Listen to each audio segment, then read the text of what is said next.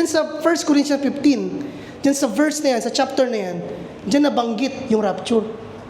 Kapag ang pag-asa mo kay Jesus ay sa buhay lang na literal na to, at pag ikaw ay namatay, bahala na lang. Ikaw na ang pinakakawawang tao. Kaya hindi kayo kawawa. Amen? Amen? Kasi umaasa tayo dyan. Hallelujah! Palakpakan natin ang Panginoon.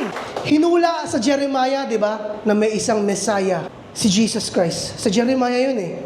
Hula ni Prophet Jeremiah. Mapapalitan ang covenant. May isang the Messianic covenant. Sa pinasulat sa kanya ng Panginoon, Jeremiah 29:11, "For I know the plans I have for you, declares the Lord.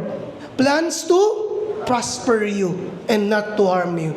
Plans to give you hope in a future." Ang range ng utak mo nun is yung parang pag nakita mo yung Jeremiah 29:11, Lord, papasaganahin mo yung buhay. Ang konti nung range natin, no, scope. Pero nung sinusulat yun ng Panginoon, dun pa lang sa Old Testament, alam niyo yung scope nun?